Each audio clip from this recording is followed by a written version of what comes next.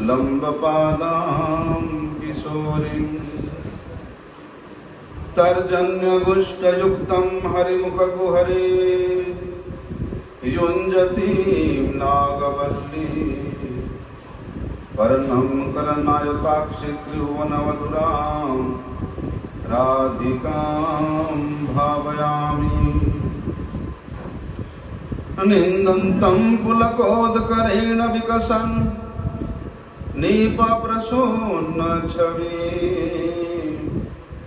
प्रोद्वीकृत्य भुजद्वयं हरिरिति उच्चैर्वदनं मुहुः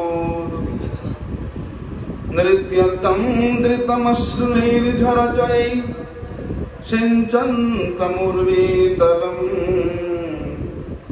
गायन्तं निजपार्षदैः परिवृतं श्रीगौरचन्द्र नमः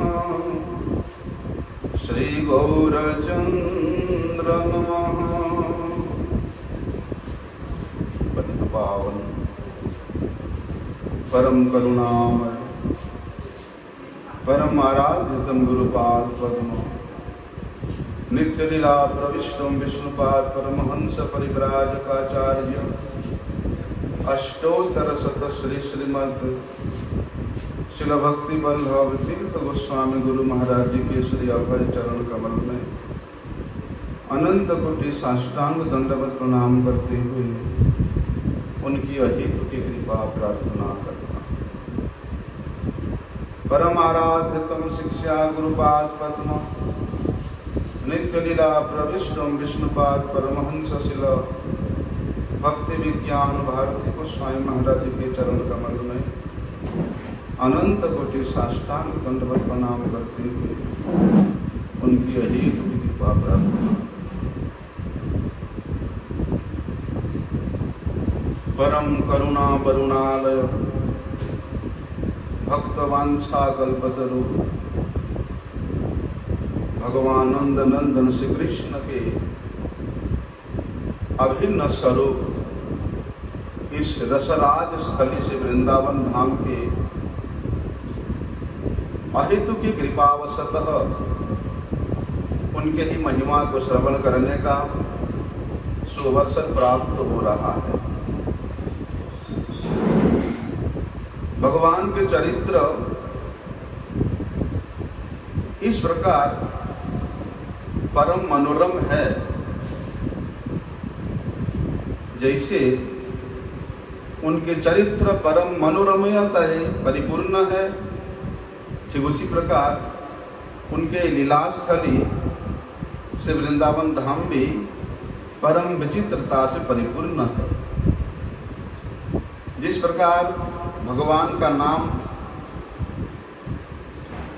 निष्कपट रूप से उच्चारण करने मात्र से ही सभी को अपनी ओर आकर्षण करती है।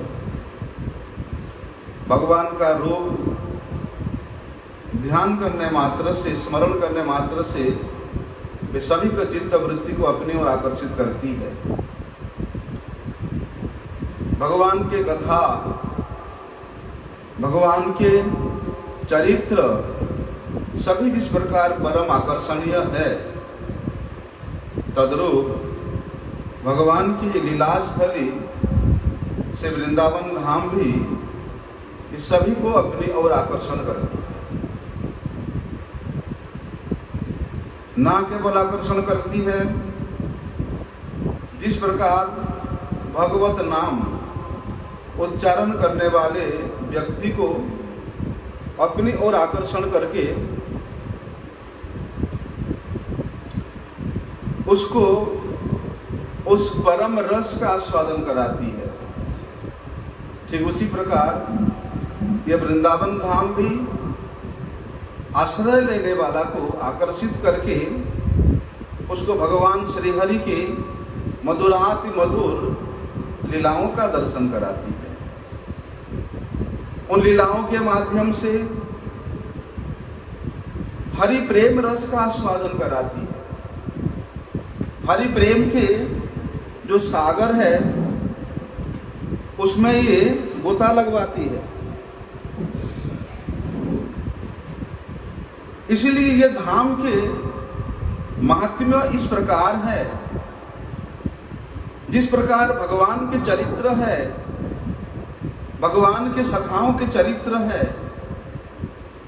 तद्रूप ये धाम के भी ऐसे विचित्र चरित्र है।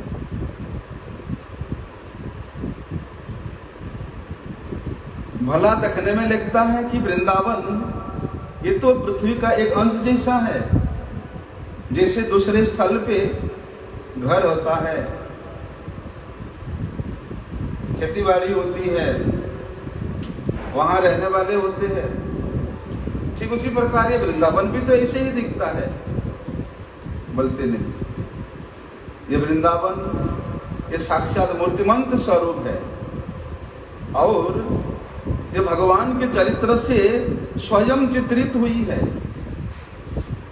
भगवान के रस से ये स्वयं रसायित हुई है। इसलिए इसके चरित्र को बड़े बड़े सुजन व्यक्ति भी इसको निर्णय करने में असमर्थ होता है। बड़े बड़े बुद्धिमानों के बुद्धि को भी ये वृंदावन धाम अपनी ओर आकर्षित करके यहाँ के रस में मिला देती है। देखो ना कैसी कैसी विचित्रता से परिपूर्ण लीलाएं हैं कि इस वृंदावन में जब भगवान श्री कृष्ण अपनी मित्र गणों के साथ वे गोचारण करते हैं तो वे मित्रगण वे गो बालकगण क्या करते हैं, बोलते सुमधुर पारवार युक्त परम रसायुक्त वे गोपी गीत का गायन करते हैं। गोपी गीत मतलब केवल दसम स्कंद के 34वां अध्याय में है वो नहीं है। जिन गोपियों के प्रेम रसाश्रित इस ब्रजधाम है, उस ब्रजधाम के महिमा को मंडित करते हुए जो नंद नंदन श्री कृष्ण भगवान यहाँ नित्य निरंतर लीला रस में निमग्न रहते हैं, उनके ही उन लीलाओं का गायन करते हैं। जिनके गायन गोपियों के हृदय का सर्वस्व धन स्वरूप है। इसलिए श्री कृष्ण नाम रूप रस गुण ही गोपी गीत है। गोपियों ने भगवान के इसी सुमधुराति मधुर चरित्र का नित्य निरंतर गान किया, इसलिए वे ही गोपी गीत है। जयति तेधिकम जन्मना व्रज श्रयत इंदिरा सस्व दत्रहि दयित दृश्यताम दीक्षुतावका त्वयि धृता सबम स्ते विचिन्वते शरद उदास ये साधु जात सद सरसिजो दर श्रीमृषादृश सूरत नाथ शुल्क दासिका भरत निघ्न तो नेह किम बदह। इसलिए भगवान के संपूर्ण लीलाओं का चित्रण इस गोपियों ने एक गीत के माध्यम से प्रेरण करते हैं। इसलिए इस वृंदावन का आश्रय लेने वाला प्रत्येक व्यक्ति को गोपी गीत का अनुसरण करना पड़ेगा। और ये गोपी गीत है भगवान के नामानुकीर्तन ही गोपी गीत है, भगवान के गुणानुकीर्तन ही गोपी गीत है, भगवान के रूप कीर्तन ही गोपी गीत है। इसलिए वे भगवत प्रिय पार्षद उनके मित्रगण वन में गोचारण करते हुए वे भगवान के चरित्रों का गान करते रहते हैं। अरे देखो,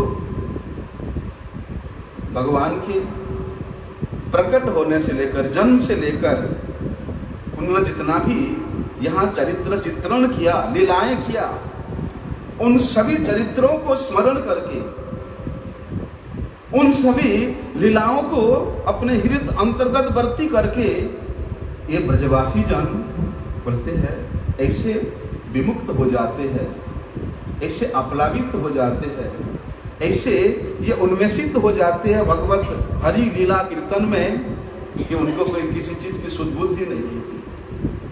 वास्तव में यही तो ब्रजवासी जन है जो नित्य निरंतर नंद नंदन श्री कृष्ण के चरित्र चित्रण को अपने हृदय में धारण करते हुए एक एक पल बिताते हैं, एक एक पल उनके जीवन का एक एक सांस व्यतीत होता है।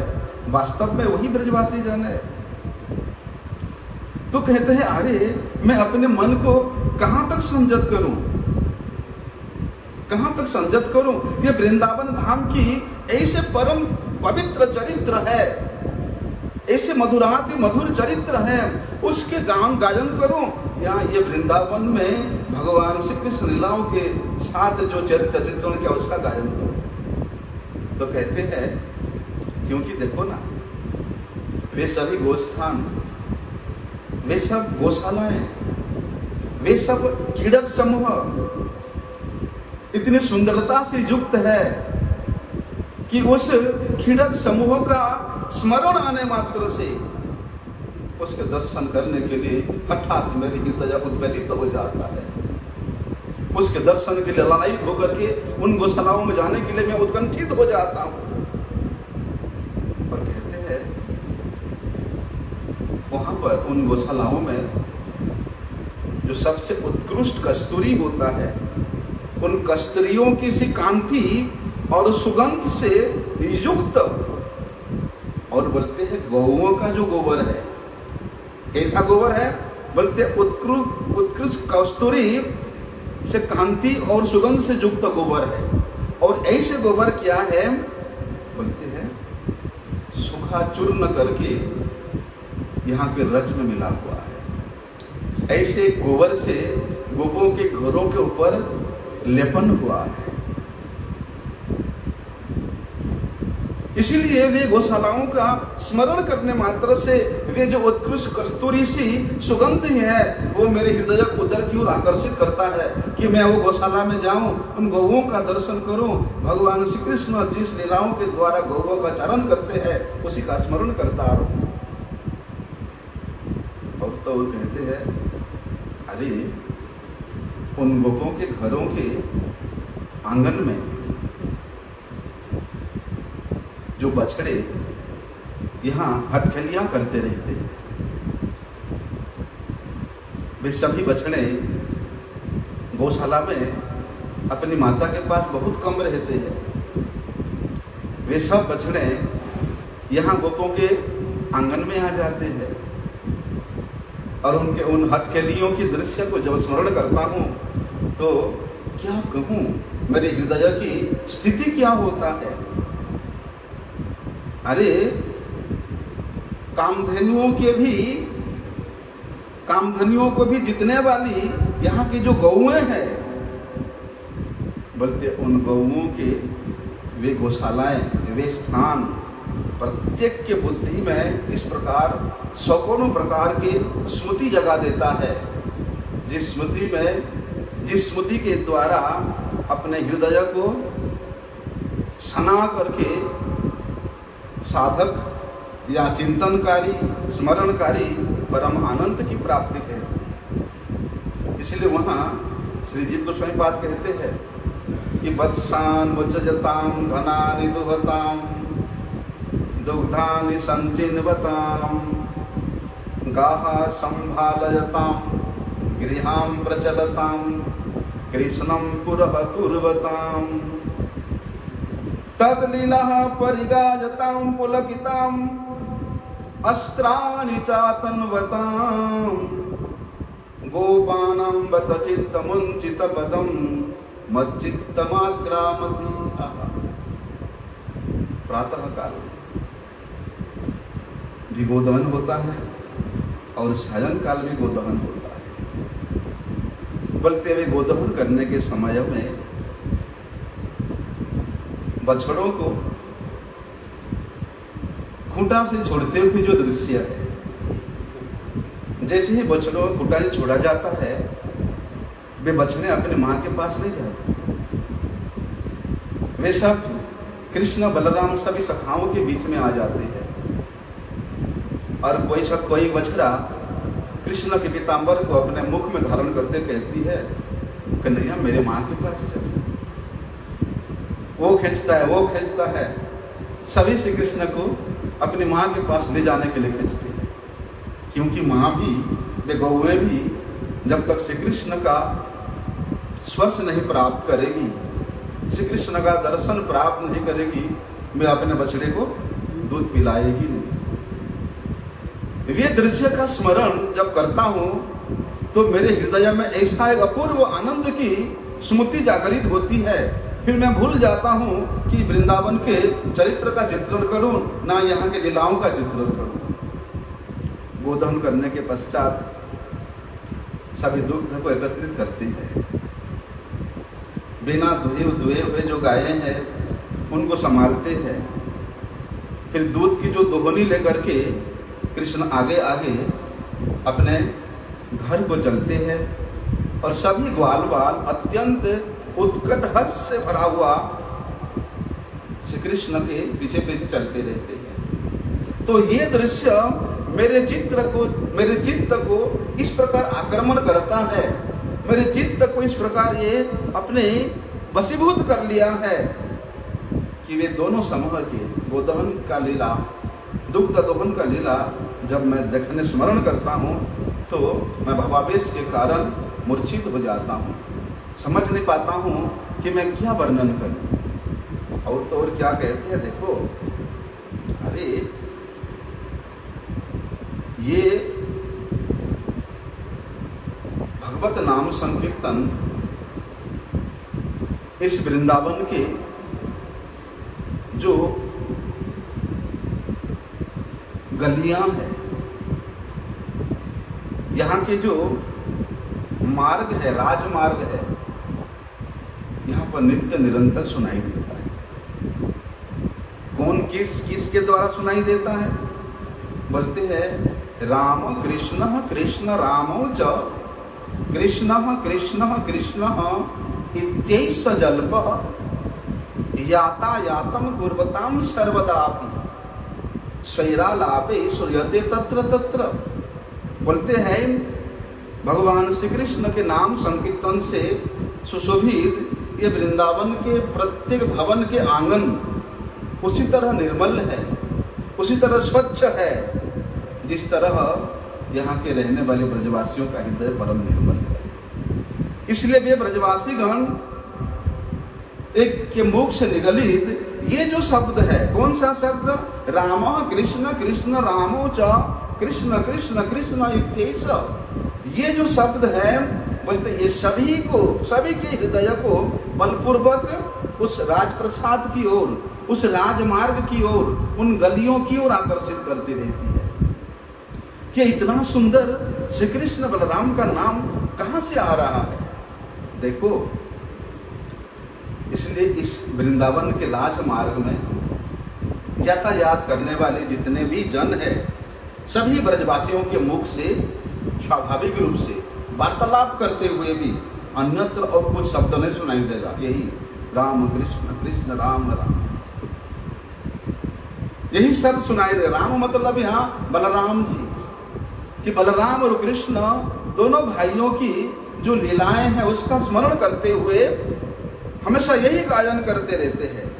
और प्रकृष्ट रूप से, स्पष्ट रूप से वृंदावन में इस अनिर्वचनीय सुख का, इस अनिर्वचनीय रस का, नाम रस का यहाँ आस्वादन होता है।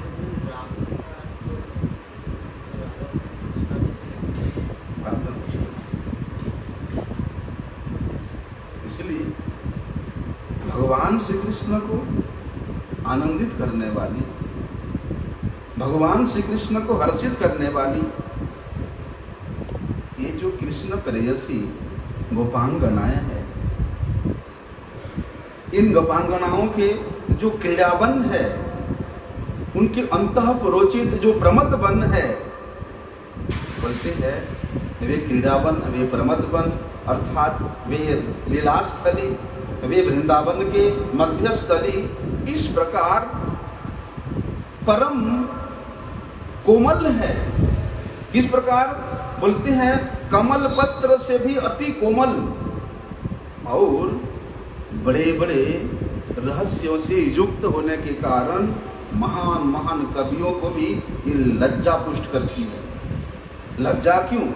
अरे यदि इतना महान बड़ा कवि है, वो यदि उस दृश्य को देख करके, उस स्थान को देख करके उस कविता का आंकलन नहीं कर सका, तो उसके लिए तो लज्जा की विषय है। इसलिए वे गोपियों के ये जो क्रीड़ावन स्वरूप वृंदावन है, ये इतनी तारतम्यता से युक्त है, इतना माधुरता से युक्त है, इतना चिन्मयता से युक्त है, और प्रत्येक क्षण प्रत्येक मुहूर्त ये अनन्य प्रकार के स्थिति को प्राप्त करने वाला है, तो वे कविगण के मन भी स्थिर नहीं हो पाता है कि हम क्या वर्णन करें, कैसे कविता रचना करें। इसलिए इस वृंदावन भूमि को लेकर के कविता रचना करने में असमर्थ होने के कारण वे कवियों को भी ये लज्जित करते हैं और कहते हैं ये वृंदावन के प्रत्येक वस्तु बोलते हैं यतस्तत्रत्यं सर्वमेव चित्रमिति दुष्प्राप्यतम प्राप्नोति, ऐसी विचित्रता से परिपूर्ण है। यहाँ के प्रत्येक वस्तु ऐसे आश्चर्यमय है कि देखने वाला को कभी ये दुर्बोधता प्राप्त करा देता है, तो कभी बड़े विशिष्ट महात्माओं के लिए भी ये बड़े कठिन का विषय हो जाता है, इसको अपने हृदय में प्रतीति लाने के लिए, तो अपने हृदय में दर्शन करने के लिए। तभी तो वहाँ जी गोस्वामीपाद कहते हैं क्वचित कुंजा सत्म भ्रमर करतरैर, क्वचित कुंजा सत्म भ्रमर करतरैर उच्चैर्वयवनैः, क्वचित चित्रे सद्मान्यपि कुचित कुलित पुंजानि शतशः, जलानि काप्युद्यत कमलभरितानि प्रतिपदम्, स्थलान्यपैवं क्वाप्यथ किमिव किम निर्णय पदम्। जिब गोस्वामी बड़े सुंदर बात कहते, देखो अरे क्वचित कुंजः पद्म सद्म भ्रमर उच्चैतिर अवयवैः, कि देखो ये जो वृंदावन रूपी कमल पत्र है, इसके प्रत्येक बखुड़े में इतनी असंख्य गोपियों के निवास स्थान है, ऐसे असंख्य निकुंज है कि असंख्य निकुंज में असंख्य किंकरियां असंख्य मंजरियां स्थित होकर के वहां इस प्रकार के सजावट करती रहती है कि कभी कभी तो भैया ये उस निकुंज भी घर जैसा भ्रम पैदा कर देता है। निकुंज है लेकिन महान प्रासाद जैसा भ्रम पैदा कर देती है, और कभी कभी ये निकुंज भी, ये बड़े बड़े घर भी निकुंज जैसा है प्रतीत होती है। किसी किसी स्थान पे तो इस वृंदावन में उस निर्मल जल भी विकसित कमल पुष्पों से आवृत दिखाई देती है, तो किसी किसी स्थान में जो स्थल कमल है, स्थल कमल मतलब गुलाब, गुलाब के द्वारा ऐसे आवृत है, ऐसे सुशोभित है कि वहां की भूमि ही दिखाई नहीं दे रहा है। इसीलिए कहते हैं कौन सी वस्तु के द्वारा इस असंभव है, दूसरे वस्तु के साथ इस वृंदावन के एक रथ की उपमा को भी आप समतुल्य नहीं कर सकते हो, योग्य नहीं कर सकते हो, कोई कर ही नहीं सकता है। इसके तात्पर्य ऐसे अनुपमयता से परिपूर्ण है कि ये बड़े बड़े ज्योतिष, बड़े बड़े विद्वान को भी मोहित कर देती है। और तो और कहाँ तक वर्णन करे महाराज इस वृंदावन के मधुराति मधुर लीलाओं की, कि सखीनाम सारण्य त्रिदश सदृशाम, सखीनाम सारत्र्य त्रिदशम सदृशाम गानबलनाम मोहुर प्रोद्यन मूर्छाम मधु मधुर राग प्रणयिनी हरि प्रेमार्थ स्त्री प्रथम रचयिताम शृण्वती जनै सुखम वा दुखम विद्यपकलयितुम कह प्रभवती। देखो क्या कहते हैं, गोपियों के भाव के विचित्रता को प्रतिपादन करते हुए श्री जीव गोस्वामी जी वहां वर्णन करते हैं कि श्री कृष्ण रूप रूपी, श्री कृष्ण नाम रूपी, श्री कृष्ण गुण रूपी, श्री कृष्ण लीला वैचित्र्य रूपी जो गान की रचना हुआ है, जो गीत की रचना हुआ है, वो कौन किया है? बोलते श्री कृष्ण के विरह प्रेम में पीड़ित, श्री कृष्ण के अदर्शन प्रेम में मर्माहित वे गोपी पहले पहल बनाई है कि जब भगवान उन रासलीला मंडल से अंतर्धान हो जाते हैं, वे गोपी क्या करती है, श्री कृष्ण के सभी लीलाओं को स्मरण करते हुए वे गीत के माध्यम से, गान के माध्यम से वे लीलाओं का स्मरण करते हैं, लीलाओं का गान करते हैं और साथ साथ में अनुकरण भी करते हैं। कोई गोपी कृष्ण बन जाता है, कोई बकासुर बन जाती है।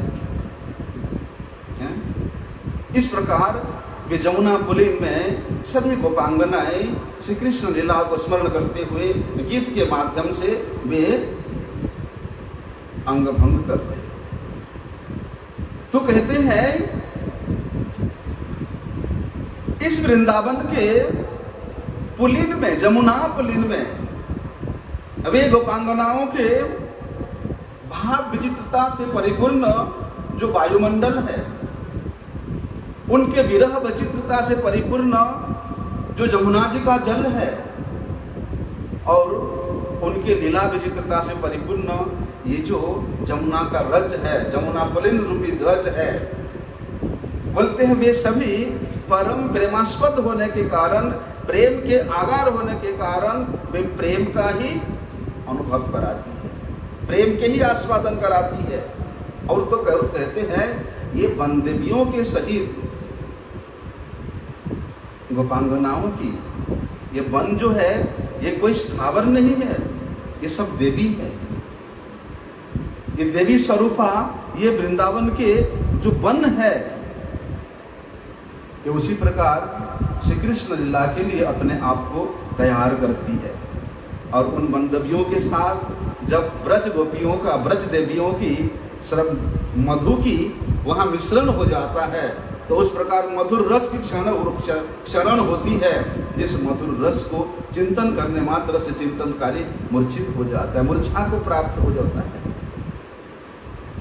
और वे जो गान है, वे जो गीत है जिसको वे गोपियां श्री कृष्ण लीला के माध्यम से चिंतन करते गान करती है, बोलते हैं वे गीत यदि वृंदावन में कहीं सुनाई देता है तो वे भक्त जनों को परम सुखकर होता है, परम आनंद प्रदा होता है। दुख की बात तो छोड़ो, अरे इस बात की निश्चय हो जाता है कि जो वृंदावन भूमि में भगवान के नाम कीर्तन श्रवण करने मात्र से चित्त रंजित हो जाता है, परम सुख की प्राप्ति होती है, उस वृंदावन को छोड़ करके जाने में मैं असमर्थ हूँ। अर्थात कभी मन में मैं सपने में कल्पना नहीं करूंगा कि मैं वृंदावन को छोड़ के अन्यत्र कहीं जाऊं। तभी तो वहां कहते हैं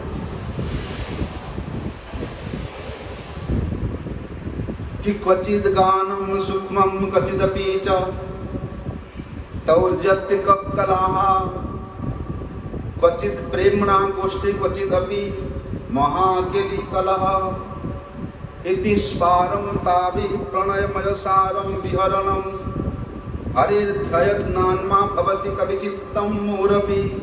तभी वहां जी गोस्वामी कहते हैं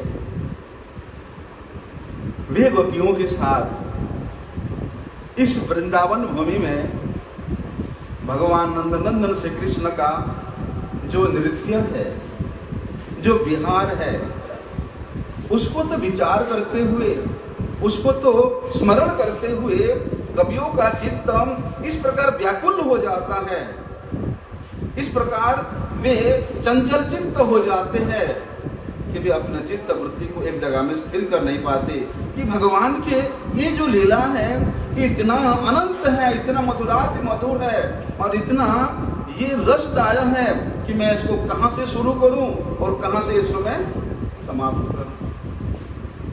वे भी मोहित हो जाते हैं, व्याकुल हो जाते हैं उस रस का आस्वादन करने के लिए।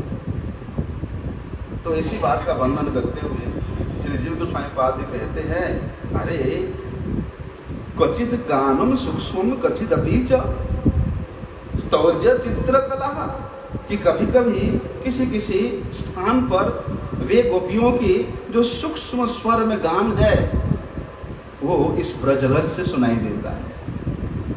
वे गोपियों की जो गोपी गीत है यहाँ के लता पताओं से सुनाई देता है।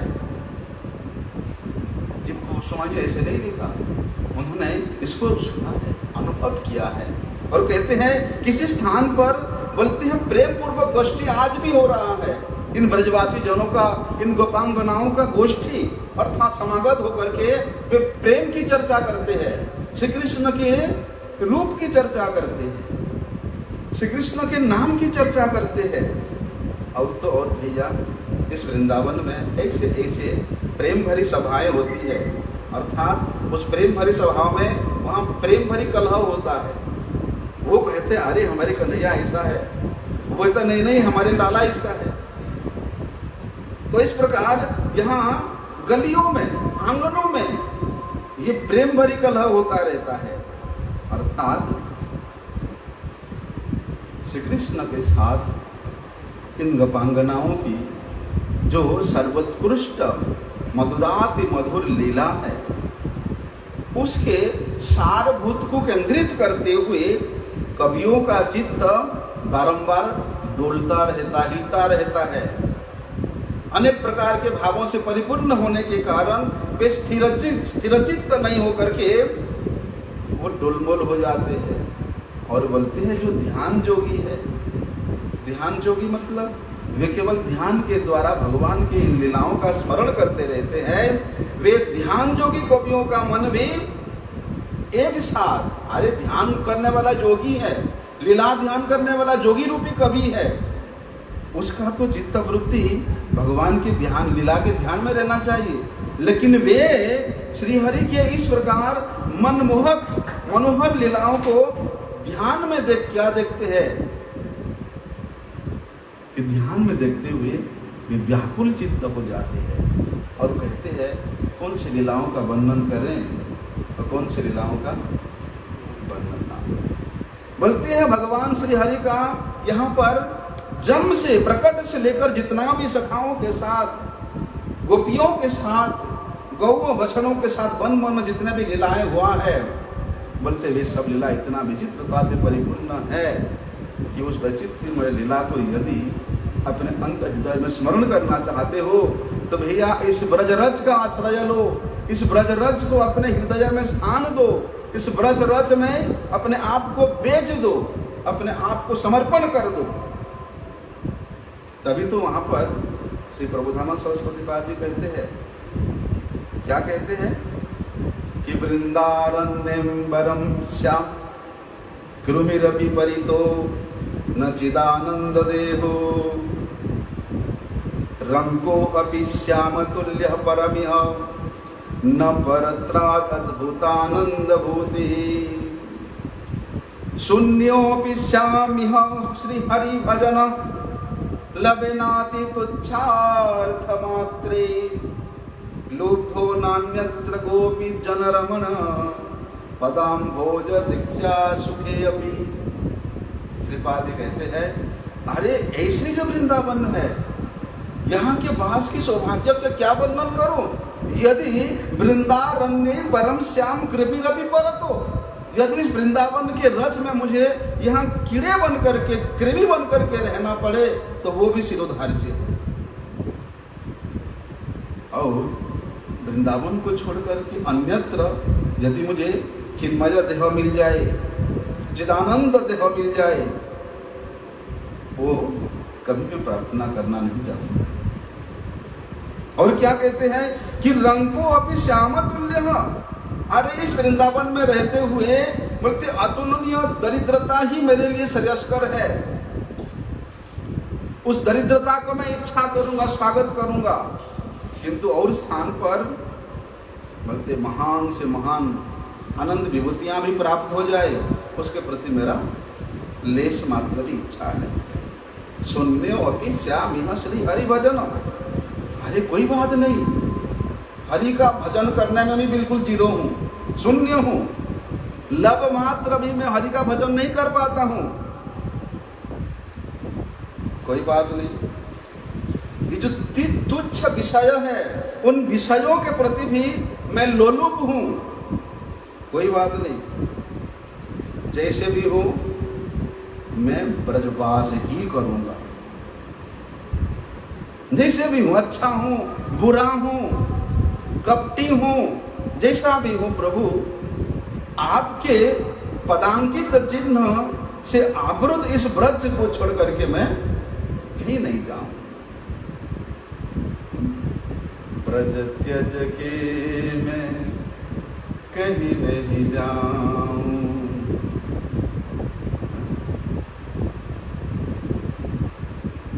ब्रज को त्यज करके कहीं ना।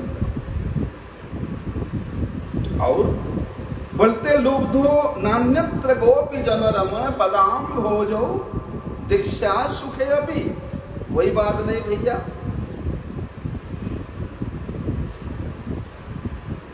चाहे कैसी भी अवस्था में मुझे यहाँ रहना पड़े, वो मुझे आनंद के साथ आह्लाद के साथ स्वीकृत है। फिर भी गोपी जन रमण पदाम भोज,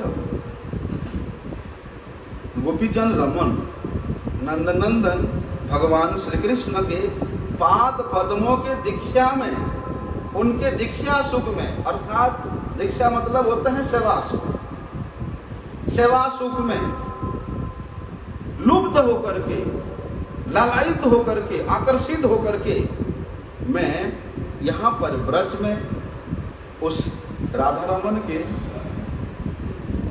चरणों की सेवा को छोड़ करके नहीं जा। तभी तो वहां कहते हैं, अरे देखो कि दिव्यानेक विचित्र पुष्प फलवत वल्ली तरुणाम तति दिव्यानेक मयूर कोकिल सुकाध्या नंदमात्यत खगः दिव्यानेक सरह सरित गिरिवरः प्रत्यग्र कुंजावली दिव्या कांचन रत्न भूमिरपि माम वृंदावन मोहयत्। देखो ये वृंदावन में जो दिव्य दिव्य विचित्र पुष्प और फल का वृक्ष है, लता का समूह है, जो पुष्प, जो फल की लता है, जो फल की वृक्ष है, बोलते भी प्रत्येक समय में ऐसे नहीं कि वे ऋतु को अपेक्षा करेगा, वो ऋतु आने से ही वो फल फलेगा, उसके ऋतु आने से ही वो पुष्प प्रस्फुटित होगा, नहीं। प्रत्येक ऋतु में यहाँ के पुष्प और फल से राजित जो वृक्षराजी है, वे नित्य निरंतर श्री हरि के सेवा के लिए यहाँ तैयार रहते हैं। किम करोम्य हम, कि मैं कैसे सेवा कर सकूं, मैं किस प्रकार से हरि को आनंद दे सकूं, वही तो दास है। तो दास भाव से ये सभी यहाँ पर श्री हरि को प्रसन्न करने के लिए तैयार रहते हैं। और तो और बोलते यहाँ के जो दिव्य दिव्य अनेक मोर है, कोकिल है, सुख पक्षी है, उनका जो अनंत उन्मत्त करने वाला ध्वनि है, बोलते उन ध्वनियों के द्वारा ये श्री कृष्ण और श्री राधा जी के गुणगान करते रहते हैं। तो इस वृंदावन का आश्रय लेने मात्र से यहाँ के कोकिलाओं में, यहाँ के मोरों के आवाज में, यहाँ के पक्षियों के सुमधुर स्वर में क्या सुनाई देगा? राधे राधे कृष्ण कृष्ण राधे राधे कृष्ण राधे, सुनाई देगा। क्या करने से? एकमात्र इस वृंदावन का आश्रय लेने से। इसीलिए कहते हैं कि मैं हरि का भजन करूं या ना कर सकूं, कोई बात नहीं, यही पड़ा रहूं, यही पड़ा रहूं तो इन खग मृग कुल मलय बतास मेरे कानों के द्वारा प्रवेश करके मेरे चित्त वृत्ति को परिमार्जित करके वहां हरि का स्मृति जागरण करेगा।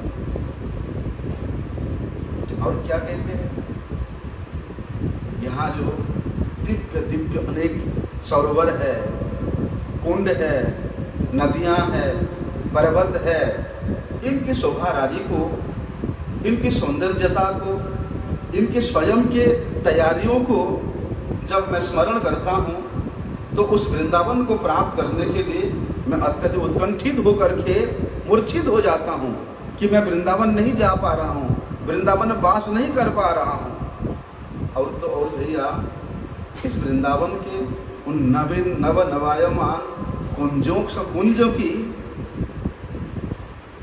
की सौंदर्य को यदि मैं चिंतन करूं, यहाँ की जो स्वर्णमयी ये रत्न भूमि है,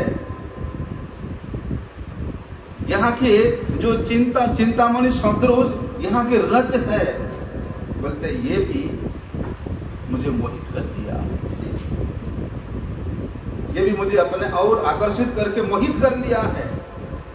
इसलिए ऐसी जो परम चिन्मया से अतीत इस ब्रज रज के आश्रय को छोड़ करके, इस ब्रज भूमि के आश्रय को छोड़ करके अन्यत्र जाने का मैं कल्पना कैसे कर सकता हूं। इसलिए वहां श्रीपाद जी कहते हैं, अरे देखो ये जो वृंदावन के अत्यधिक स्वच्छ और विचित्र चिंतामणियों से व्याप्त यहाँ का जो भूमंडल है, और यहाँ के वायुमंडल कैसा है, बोलते हैं यहाँ के वायुमंडल वे परम अमृत को अपने प्रवाह के द्वारा प्रवाहित करते हुए सभी के हृदय को स्पर्श करते हुए वे श्री राधा और श्री कृष्ण के उन लीलाओं का स्मरण कराती है कि देखो इस वृंदावन की जो लीला है ये परम अमृत से भी परमामृत सदृश है। अभी तो मैं तुमको केवल स्पर्श करा करके उसका अनुभव करा रहा हूँ, जब तुम इस अमृत को पान करने लगोगे अर्थात कानों के द्वारा श्रवण करने लगोगे तब तुमको जो सुख की प्राप्ति होगा मैं क्या बताऊं।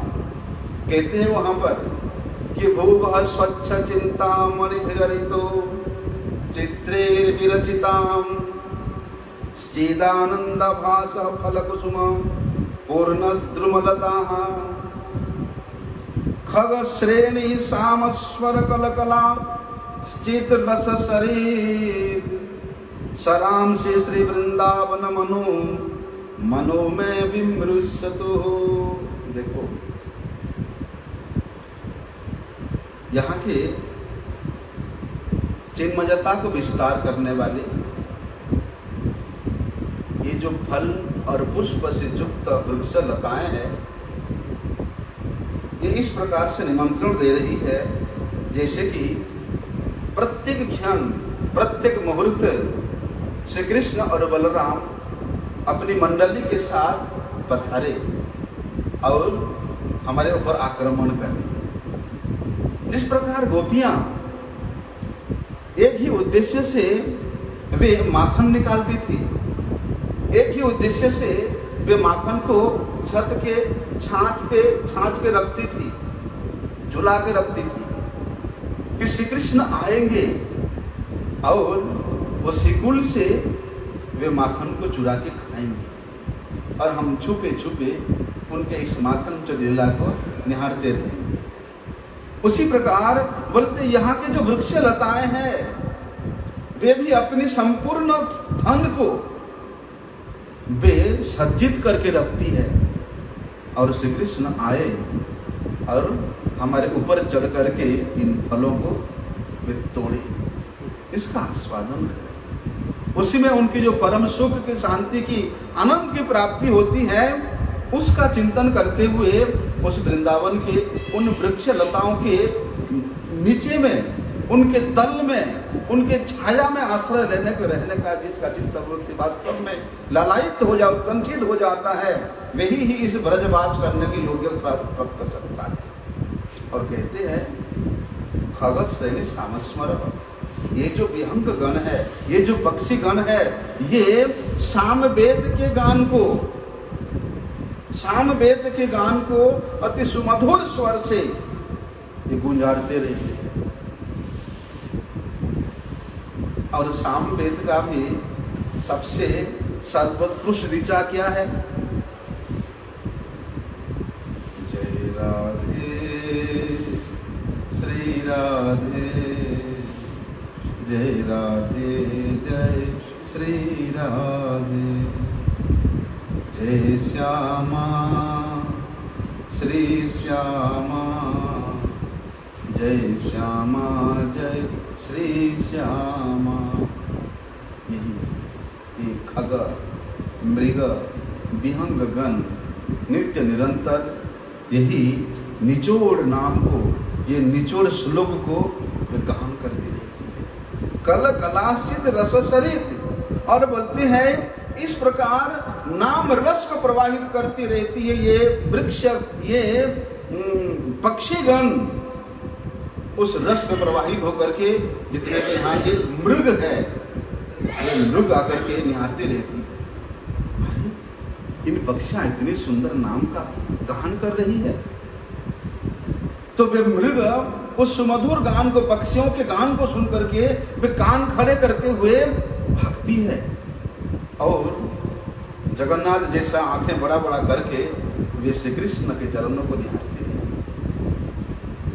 और कहते हैं खगस्यनि श्याम स्वर कल कलाचित रस सरित सराम श्री श्री वृंदावन मनु में विमृशतु।